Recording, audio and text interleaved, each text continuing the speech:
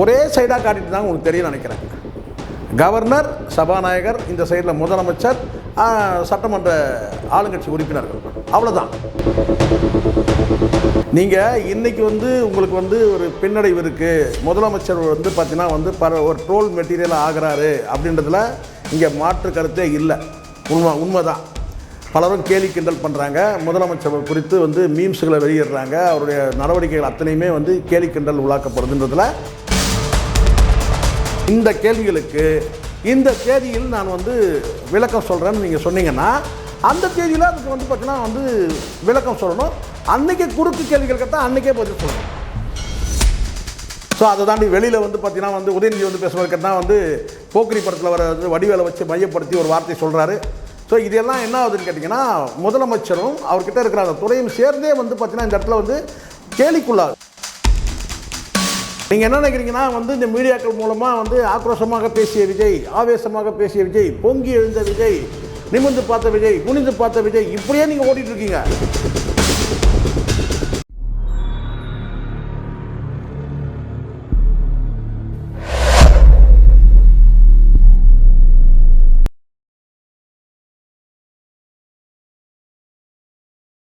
தமிழ் போராளி நேயர்களுக்கு என் அன்பான வணக்கம். வெளிப்படையான ஆட்சி, இதை சொன்னது யார் தெரியுங்களா? தமிழ்நாடு முதலமைச்சர் விஜய் சொன்னார். அவருடைய பதவியேற்பில் 100% டிரான்ஸ்பரண்ட்டாக போனாங்க, இந்த ஆட்சி வெளிப்படையான ஆட்சி அப்படின்னு சொன்னார். அப்படி சொன்ன முதலமைச்சர் நேற்றைய தினம் மேகதாது அணை குறித்து அந்த தீர்மானம் நிறைவேற்றப்பட்ட பிறகு மொத்தமாக ஆஃப் ஆயிடுச்சு. மொத்தமாக மக்கள்கிட்ட சட்டசபையில் என்ன நடக்குதுன்றதே தெரியாமல் போயிடுச்சு. ஏன் இதை செஞ்சாங்க? சீமான் அவர்கள் சொன்னதுக்கும் இப்போ நடக்கிறதுக்கும் என்ன நடக்குது, ஒரு ஒற்றுமை இருக்கான்னு பார்த்தீங்கன்னா இந்த இடத்துல நம்ம அதை முக்கியமாக பேசுவோம். இந்த அரசு வெளிப்படைத்தன்மை வாய்ந்த அரசு அப்படின்னு சொல்லிட்டு வந்த அரசு மக்கள் சட்டமன்றத்தில் என்ன நடக்குதுன்றதை பார்க்க முடியாத அளவுக்கு இருட்டடிப்பு பண்ணிட்டாங்க. மொத்தமாக இருட்டடிப்புன்றதை மொத்தமாக க்ளோஸ் பண்ணிட்டாங்க. அந்த மேகதாது அணை அந்த விவகாரம், அந்த தீர்மானம் நிறைவேற்றப்பட்ட பிறகு ஒரே சைடாக காட்டிட்டு தான் உங்களுக்கு தெரியும் நினைக்கிறேன். கவர்னர், சபாநாயகர், இந்த சைடில் முதலமைச்சர், சட்டமன்ற ஆளுங்கட்சி உறுப்பினர்கள், அவ்வளோதான். இந்த சைடில் பார்த்திங்கன்னா காட்டவே இல்லை. எதிர்கட்சி சைடில் எடப்பாடி அவர்களோ உதயநிதி அவர்களையோ அல்லது மற்ற சட்டமன்ற உறுப்பினர்கள் யாரையும் காட்டவே இல்லை. ஒன் சைடாக மட்டுமே காட்டிகிட்டே இருந்தாங்க. அதுக்கு பிறகு பார்த்திங்கன்னா மொத்தமாகவே எதுவுமே பார்க்க முடியலை. என்னன்னு சொல்லி கேட்டால் அப்புறம் தான் தெரியுது கேட்டால் இவங்க திட்டமிட்டே செஞ்சுருக்கிறாங்கன்னு சொல்லிட்டு. இது ரொம்ப வெட்கக்கேடான ஒரு விஷயம். இது நீங்கள் இன்றைக்கி உங்களுக்கு ஒரு பின்னடைவு இருக்குது, முதலமைச்சர் பார்த்திங்கன்னா ஒரு ட்ரோல் மெட்டீரியலாக ஆகிறாரு அப்படின்றதுல இங்கே மாற்று கருத்தே இல்லை. உண்மைதான். பலரும் கேலி கிண்டல் பண்ணுறாங்க, முதலமைச்சர் குறித்து மீம்ஸுகளை வெளியிடுறாங்க, அவருடைய நடவடிக்கைகள் அத்தனையுமே கேலி கிண்டல் உள்ளாக்கப்படுதுன்றதுல நான் அதை மறுக்கலை. நடக்குது. அது நடக்காமல் இருக்கிறதுக்கு என்ன செய்யணும், எப்படி முதலமைச்சர் ட்ரோல் மெட்டீரியலாக ஆகிறாரு, அவருடைய செயல்பாடுகள். காரணம் என்னென்னா அவர் கேள்வி கேட்டால் அவர் பதில் சொல்ல மாட்டேங்கிறாருங்க, ஆதவர்ஜுனா பதில் சொல்கிறாருங்க, ராஜ்மோகன் பதில் சொல்கிறாருங்க அப்படின்ற ஒரு குற்றச்சாட்டு வருதுன்னு சொன்னால் அதை எப்படி முறியடிக்கணும்னா களத்தில் இறங்கி சட்டமன்றத்தில் இறங்கி கேட்கக்கூடிய கேள்விகளுக்கு பதில் அவர் சொல்லணும். ஃபீல்டில் அவர் இருக்கணும். ஃபீல்டில் இருக்கிறாரு, ஆனால் அவருக்கு பார்த்தீங்கன்னா பினாமியாக 2 பேரை பேச விடுறாரு. சிக்கல் அங்கே தான் இருக்குது. சிக்கலே அங்கே தான் இருக்குது. நீங்கள் பார்த்தீங்கன்னா ஒரு குற்றச்சாட்டு வருது. என்ன குற்றச்சாட்டு? பிரதான குற்றச்சாட்டு முதலமைச்சர் கேட்குற கேள்விகள்லாம் பார்த்தீங்கன்னா அமைச்சர்கள் பதில் சொல்கிறாங்க. அப்போ முதலமைச்சரை பதில் சொல்லணும், அவ்வளோதான். இல்லைங்க, அவருக்கு பதில் சொல்கிறதுல ஒரு சில நெருடல்கள் இருக்குது. கரெக்ட். இதை எப்படி அணுகணும் தெரியுங்களா? இதுதான் இந்த டிவிக்கு அரசில் இருக்கிறவங்க நடத்தக்கூடிய சித்து விளையாட்டுகள். இன்னொருத்தருடைய பலவீனத்தை பயன்படுத்தி நாம் லைம்லைட்டுக்கு வர்றது, அப்படி நடக்கக்கூடாது. இது எப்படி நடக்கணும் தெரியுங்களா? ஒருவேளை முதலமைச்சர் அவர்களுக்கு இந்த அனுபவமின்மை காரணமாக, நான் சொல்லக்கூடியது கட்சிக்கும் சரி ஆட்சிக்கும் புதிது என்பதால், இங்கே முதலமைச்சர் சட்டமன்றத்துக்கு ஒரு புதுசுங்க, அவரால் பதில் சொல்கிறதுக்கு பார்த்திங்கன்னா சில தயக்கங்கள் இருக்குது அப்படின்னு சொன்னால் ஏன் இந்த ஆதவ அர்ஜுனாவுக்கு அந்த தயக்கம் இல்லை? ஏன் வந்து பார்த்தீங்கன்னா ராஜ்மோகனுக்கு அவங்கக்கிட்டேயும் தயக்கம் இருக்குது, அவங்கக்கிட்ட வரக்கூடிய அந்த மொழி நடையில் கூட பிரச்சனை இருக்குது. ராஜ்மோகனுக்கே பிரச்சனை இருக்குது மொழி நடையில். சட்டமன்ற மொழி நடைன்னு ஒன்று இருக்குது, அது தெரியாது.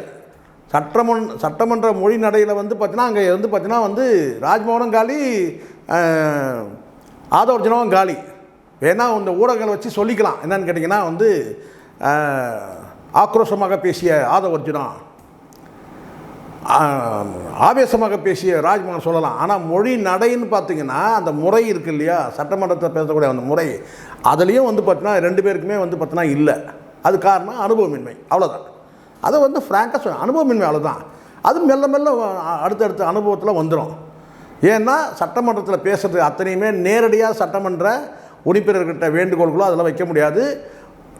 சபாநாயகர் வாயிலாக தான் அதை செய்ய முடியும். ஆனால் ஆதவ அர்ஜுனா பேச்சாக இருக்கட்டும், ராஜ்மோகன் பேச்சாக இருக்கட்டும், அந்த மாதிரி முறை பின்பற்றப்படாமல் நேரடியாகவே இருக்குது. இதை வந்து அங்கே இருக்கிற எதிர்க்கட்சிகள் வந்து கடந்து போகிறாங்க. ஆனால் சட்டமன்றத்தில் வந்து நடக்கக்கூடிய அந்த நடைமுறையில் வந்து பார்த்திங்கன்னா அதில் எல்லாருமே வந்து பார்த்திங்கன்னா எல்லோரும், நான் சொல்கிறது ஆளுங்கட்சி சார்ந்தவங்க யாருக்குமே வந்து அந்த அனுபவமின்மைன்றது வெளிச்சமாக தெரியுது. இதில் முதலமைச்சருக்கு மட்டும்தான் வந்து அனுபவமின்மை இல்லை, அமைச்சர்களுக்கும் அனுபவமின்மை. பல ஆங்கில வார்த்தைகள் வந்து வெளிவரதான் நம்ம பார்க்குறோம். யார்கிட்ட வந்து ஆதவ அர்ஜுனா கிட்ட. அதை கடந்து வந்து பார்த்திங்கன்னா நேரடியாக வந்து சட்டமன்ற அவையில் வந்து எப்படி பேசணுன்ற குறைஞ்சபட்சம் அந்த கடந்த கால நடைமுறைகளை கூட பின்பற்றாமல் வராங்க. கடந்த காலத்தில் வந்து சட்டமன்றத்தில் எப்படிப்பட்ட நடைமுறைகள் பின்பற்றப்பட்டதுன்றதை ஒரு முறை பார்த்தாலே போதும். ஆனால் இவங்களுக்கு இல்லை, அதை நம்ம பார்க்குறோம். அது காரணம் கேட்டால் அனுபவம் சொல்ல. சார் ரைட், ஓகே, அனுபவம் இல்லை. அப்போ இந்த இடத்துல என்ன செய்யணும்னு கேட்டிங்கன்னா, முதலமைச்சர் அவர்களே என்ன பண்ணணும்னா, எதிர்க்கட்சிகளுக்கு வந்து பார்த்திங்கன்னா இதில் வந்து பார்த்திங்கன்னா இந்த அனுபவமின்மைன்றதை வந்து பார்த்திங்கன்னா வெளிச்சமாக தெரியுது. அப்போ நம்ம என்ன சொல்லணும்னு கேட்டிங்கன்னா, நீங்கள் கேட்கக்கூடிய கேள்விகளுக்கு, இந்த கேள்விகளுக்கு இந்த தேதியில் நான் வந்து விளக்கம் சொல்கிறேன்னு நீங்கள் சொன்னீங்கன்னா, அந்த தேதியில் அதுக்கு வந்து பார்த்திங்கன்னா வந்து விளக்கம் சொல்லணும். அன்றைக்கே குறுக்கு கேள்விகள் கேட்டால் அன்றைக்கே பதில் சொல்லணும். இதுதான். இப்போது உங்களுக்கு அனுபவம் இல்லை. எனக்கு இந்த பதில் சொல்கிறதுல எனக்கு முதல் சட்டமன்ற அந்த அனுபவம், எனக்கு இந்த அனுபவமின்மை இருக்கிறதுனால நீங்கள் கேட்கக்கூடிய கேள்விகளுக்கு வந்து இத்தனாம் தேதி நான் பதில் சொல்கிறேன், 2 நாட்கள் கழித்தால் பதில் சொல்கிறேன். அன்றைய தினம் நீங்கள் கேட்கக்கூடிய இந்த குறுக்கு கேள்விகளுக்கு நான் அன்றைய தினமே பதில் சொல்கிறேன். அப்போ குறுக்கு கேள்விகளுக்கு வந்து அப்போயே பதில் சொல்கிறதுக்கு தயாராகிடலாம். இதுதான் செஞ்சுருக்கணும். ஆனால் இப்போ என்ன செய்றீங்கன்னா, ஒரு கேள்வி கேட்கப்படுதுன்னா, சட்டம் ஒழுங்கு குறித்து கேட்கப்படுதுன்னா, அதுக்கு வந்து முதலமைச்சர் பதில் சொல்லும் போது அங்கே என்ன சொல்கிறாருன்னா, ஸ்ட்ரைட்டாக கொண்டு வந்து யார்கிட்ட கொடுத்துறாரு அந்த பதிலன்னா, நீ ஆதவ அர்ஜுனா நீ சொல்லுப்பா, நீ சொல்லுப்பா. அப்போ அந்த இடத்துல என்ன ஆகுதுன்னு கேட்டிங்கன்னா, இந்த 2 பேருக்கும் வந்து சட்டமன்றத்தில் அனுபவம் இருக்கிற மாதிரியும், அதுக்கான பதில் சொல்கிறதுக்கான அந்த அறிவும் சேர்ந்து இருக்கிற மாதிரியும், இந்த இடத்துல முதலமைச்சருக்கு வந்து அனுபவம் இல்லை, அறிவும் இல்லைன்ற மாதிரி ஆகிடுது. முதலமைச்சருக்கு என்ன பிரச்சனை? அனுபவம் இல்லை, எக்ஸ்பீரியன்ஸ் இல்லை. அது எல்லாருக்கும் இருக்கா? எல்லாருமே பிறக்கும் போது முதலமைச்சராக கிடையாது, அனுபவத்தில் வர்றது தான். அப்போ கட்சிக்கும் ஆட்சிக்குமே புதிது என்பதால் அனுபவமின்மையை வந்து நீங்கள் தெரிவிச்சுட்டு, உங்களுக்கு வந்து பார்த்தீங்கன்னா கேட்கக்கூடிய கேள்விகளுக்கு பார்த்தீங்கன்னா இன்னொரு நாள் நீங்கள் பதில் சொல்லும் போது அன்றைக்கே நீங்கள் குறுக்கு கேள்விகள் கேட்கலான்னு சொன்னால் அதுதான் சரி. ஆனால் முதலமைச்சர் சொல்லக்கூடிய அத்தனை கேள்விகளுக்கும் பதில் வந்து பார்த்தீங்கன்னா நீங்கள் இன்னொரு அமைச்சரை போட்டிங்கன்னா, அப்போ அந்த இடத்துல நீங்கள் வந்து பார்த்தீங்கன்னா வந்து அந்த உள்துறையை நிர்வாகம் பண்ணக்கூடியது மிகப்பெரிய கேள்வி ஆயிடுச்சு. முதலமைச்சர் உள்துறையை வந்து நிர்வாகம் பண்ண தகுதியான நபரா? அந்த தகுதிக்கிட்ட போயிடுது, எல்லாருடைய பார்வையும் தகுதிக்கிட்ட போயிடுது. இந்த இடத்துல மீண்டும் சொல்கிறது, இங்கே இருக்கிற அத்தனை வந்து பார்த்தீங்கன்னா அமைச்சர்களுமே அனுபவமின்மை உள்ளவர்கள் தான். ஆனால் அந்த இடத்துல அவங்கக்கிட்ட அனுபவம் இல்லாத அந்த நபர்கள்கிட்டயே வந்து பார்த்தீங்கன்னா நீங்கள் வந்து இந்த பதிலை சொல்லிட்டீங்கன்னா, அப்போ அவங்க வந்து பார்த்தீங்கன்னா அந்த பதில் அவங்க சொல்கிறாங்க, அரையும் குறையுமா ஏதோ ஒன்று சொல்கிறாங்கன்னாலும் கூட, அப்போ இந்த இடத்துல நீங்கள் வந்து கேட்டால் அனுபவத்தை தாண்டி அறிவும் கூட இல்லை இந்த முதலமைச்சருக்கு. அப்படி ஒரு பார்வை போயிடுது. ரொம்ப இதை நுணுக்கமாக புரிஞ்சுக்கணும். இந்த வீடியோ பார்க்குறோம் அத்தனை யாரையும் நம்ம வந்து கேலி கிண்டல் பண்ணுறது, குத்துறது, இதெல்லாம் நமக்கு பிடிக்காத விஷயம். அப்படி குத்துறதை ஸ்ட்ரைட்டாக நம்ம சொல்லிட்டே குத்துவோம். இந்த இடத்துல நான் வந்து இப்படி குத்துறேன்னு சொல்லிட்டு நம்ம முதலமைச்சர்கிட்ட இருக்க அந்த உளவியல் சிக்கல் தான் நான் சொல்கிறேன். இந்த இடத்துல நீங்கள் என்ன செய்யணும்னா, பதில் சொல்ல வேண்டிய வந்து பார்த்தீங்கன்னா நீங்கள் இன்னொரு அமைச்சர்கிட்ட நீங்கள் 2 பேர்கிட்ட கொடுத்துட்டீங்கன்னா, இந்த இடத்துல உங்களுக்கு அனுபவமின்மை மட்டும் கிடையாது. அவங்க வந்து பார்த்தீங்கன்னா இப்போ இதே நீங்கள் செங்கோட்டையன் கிட்ட கொடுத்தாட சொல்லலாம், செங்கோட்டையன் வந்து பார்த்தீங்கன்னா அனுபவம் மிக்கவர், இந்த கேள்விக்கு அவர் பதில் சொல்வார் அப்படின்னு சொல்லிட்டீங்கன்னா செங்கோட்டையனை கூட டைஜஸ்ட் பண்ணிக்க முடியும். ஆனால் இந்த நபர்களுக்கு பார்த்தீங்கன்னா அனுபவம் இல்லாதவர்கள். அப்போ அனுபவம் இல்லாத ஆதவ அர்ஜுனால வந்து பதில் சொல்ல முடியுது, ராஜ்மோகனால் பதில் சொல்ல முடியுது, அப்போ முதலமைச்சரால் பதில் சொல்ல முடியலன்னா அப்போது அந்த இடத்துல அனுபவத்தை கடந்து இன்னொன்றும் பற்றாக்குறை இருக்குது. முதலமைச்சர்கிட்ட. அப்படி ஒரு பார்வை போயிடுது. இது ரொம்ப தவறானது. அப்போ இந்த இடத்துல வந்து பார்த்தீங்கன்னா அந்த ட்ரோல் மீம்ஸ் கிரியேட்டர்ஸு, அதுக்கப்புறம் பார்த்தீங்கன்னா சட்டமன்றத்துக்குள்ளேயே வந்து பார்த்தீங்கன்னா கிட்டத்தட்ட என்னை பொறுத்த வரைக்கும் நேற்றைய தினம் பார்க்கும்போது பார்த்தீங்கன்னா டிஎம்கே சைடில் வந்து பார்த்தீங்கன்னா மிதமிஞ்சி போய் வந்து பேசக்கூடிய சில வார்த்தைகள்லாம் நம்ம பார்க்குறோம். ஒரு சட்டசபையில் என்ன பேசுகிறது தெரியுமா, அட்னி குறித்து பேசுகிறதுலாம் எதனால் வருது? ஸோ அதை தாண்டி வெளியில் வந்து பார்த்தீங்கன்னா வந்து உதயநிதி வந்து பேசுவார் கேட்டால் வந்து போக்கிரி படத்தில் வர வந்து வடிவேலை வச்சு மையப்படுத்தி ஒரு வார்த்தை சொல்கிறாரு. ஸோ இதெல்லாம் என்ன ஆகுதுன்னு கேட்டிங்கன்னா முதலமைச்சரும் அவர்கிட்ட இருக்கிற அந்த துறையும் சேர்ந்தே வந்து பார்த்தீங்கன்னா இந்த இடத்துல வந்து கேலிக்குள்ளாகுது. இது வருத்தமான விஷயம். இது ஏற்றுக்கவே முடியாது. இதுக்கு யார் காரணம்? அதை தான் சொன்னார் சீமான் அவர்கள் வந்து ஒரு முறை சொன்னார், இந்த மீடியாக்கள் பயன்படுத்தி நீங்கள் ரொம்ப நாள் வண்டி ஓட்ட முடியாது. இந்த மீடியாக்கள்லாம் என்ன செஞ்சிட்டு இருக்குது, வானலாபம் புகழ்ந்துட்டு இருக்குது அப்படின்னு சொன்னார். அது கடந்த காலத்தில் மு.க. ஸ்டாலின் ஆகட்டும் உதயநிதி ஆகட்டும் வந்து இந்த மீடியாக்கள்லாம் புகழ்ந்துட்டு இருந்துச்சு. ஆனால் இப்போ இந்த மீடியாக்களை வச்சு நீங்கள் எவ்வளோ நாள் ரன் பண்ண முடியும்? இந்த மீடியாக்கள் எல்லாம் என்ன செய்யறேன்னு கேட்டிங்கன்னா வந்து ஆக்ரோஷமாக பேசிய விஜய்னு சொல்லி போடுறான். அங்கே ஒரு ஆக்ரோஷமும் இல்லை. ஆவேசமாக பேசிய வந்து ராஜ்மோகன்றான், ஒரு ஆவேசமும் இல்லை. அடிக்க பாய்ந்த எம்எல்ஏன்னு சொல்லிட்டு பார்த்தீங்கன்னா வந்து இருக்குது, அது நடந்திருக்கு. ஆனால் அதை வந்து காட்சிப்படுத்தலை. ஆனால் ஆதவர்ஜனா பேசுகிறதையும் வந்து ராஜ்மோகன் பேசுகிறதையும் காட்டுறீங்க. ஆனால் அடிக்க பாய்ந்த எம்எல்ஏ அதை காட்டலை. இது எவ்வளோ நாளைக்கு இப்படி நீங்கள் இருட்டடி பண்ணுவீங்க? இது மக்கள்கிட்ட ஒரு கட்டத்துக்கு மேலே இப்போ வந்து பார்த்தீங்கன்னா மெல்ல மெல்ல மக்கள் பேச தொடங்குறாங்க. என்னன்னு கேட்டிங்கன்னா, என்னங்க சட்டசபையில் வந்து பதில் கூட சொல்ல தெரியலங்க முதலமைச்சருக்கு. இது எதனால் வருது? இந்த தாவேக்கா வந்து அரசு இதை கவனிக்கணும் முதல்ல. இது எதனால் வருது? முதலமைச்சருக்கு பதில் சொல்ல திராணி இல்லை, திணறும் விஜய் முதலமைச்சர் அப்படின்லாம் செய்திகள் வருது. இது எதனால் வருது? டிவிகேல தரப்புலேயே செய்யக்கூடிய தப்பு இது. முதலமைச்சருடைய கேள்விக்கு முதலமைச்சர் பதில் சொல்லணும். அல்லது இதை பதில் சொல்கிறதுக்கு அவரால் வந்து முடியலன்னு சொன்னால் ஒரே வழி, வேறு ஒன்றுமே கிடையாது. கடந்த காலத்தில் உள்துறையை நிர்வாகம் பண்ணுறதுக்கு அமைச்சர் இருந்தாங்க. எப்படி வந்து சென்ட்ரலில் உள்துறை அமைச்சரோ அதே மாதிரி தமிழ்நாட்டிலையும் உள்துறை அமைச்சர்லாம் கடந்த காலத்தில் இருந்திருக்கிறாங்க. கக்கன் போன்றவர்கள்லாம் உள்துறை அமைச்சராக இருந்திருக்கிறாங்க கடந்த காலத்தில். கக்கன் வந்து 1963 67 வரைக்கும் உள்துறை அமைச்சராக இருந்திருக்கிறார் காங்கிரஸ் அரசில். 63 67 5 ஆண்டு காலம் உள்துறை அமைச்சராக இருந்திருக்கிறார். அதெல்லாம் மாநிலத்தில் வந்து பார்த்திங்கன்னா வந்து உள்துறை அமைச்சரை நியமனம் பண்ணக்கூடாது. ஒருவேளை முதலமைச்சரால் வந்து இந்த துறையில் வந்து ஒரு கம்ஃபர்ட்டாக இல்லை அப்படின்னு யோசிச்சார்னா, சௌகரியமாக இல்லைன்னா உள்துறை அமைச்சரை நியமனம் பண்ணிடலாம். அது பிரச்சனையே கிடையாது. உள்துறை அமைச்சராக ஒருத்தர் இருக்கிறாருங்க, அவர்கிட்ட இந்த சட்டம் ஒழுங்கு குறித்து கேட்குறாங்கன்னு சொன்னால் அவருக்கு பொறுப்பாக வந்து அதுக்கு பதில் சொல்லக்கூடிய பொறுப்பு இருக்குது. ஆனால் இப்போ இங்கே உள்துறை அமைச்சர் யாருக்குன்னா முதலமைச்சர் தான் உள்துறை அமைச்சர். அவர் வந்து பார்த்திங்கன்னா இங்கே பதில் சொல்லாமல் கல்வித்துறை அமைச்சரையும் அல்லது வந்து பொதுப்பணித்துறை அமைச்சரும் அதுக்கு பதில் சொல்ல விட்டாங்கன்னா அப்போ இந்த இடத்துல வந்து உங்களுடைய இயலாமை, அறிவின்மை, இந்த அனுபவமின்மை என்பதை தாண்டி, ஏன்னா அனுபவம் இல்லாத அமைச்சர்கள் மட்டும் அதுக்கு பதில் சொன்னாங்களே எப்படி சார்? அவங்களுக்கு அனுபவம் இல்லையே. செங்கோட்டையன் சொன்னால் அவருக்கு அனுபவம் இருக்குது அமைச்சராக இருந்து. ராஜ்மோகனால் சொல்ல முடியுது, ஆதவர்ஜனால் சொல்ல முடியுது, அதை ஏன் விஜயால் சொல்ல முடியலன்னு ஒரு கேள்வி வரும்போது அந்த இடத்துல வந்து பார்த்தோன்னா முதலமைச்சர் வந்து பலவீனமாக பார்க்கப்படுகிறார் மக்களால். இதை புரிஞ்சுக்கணும்.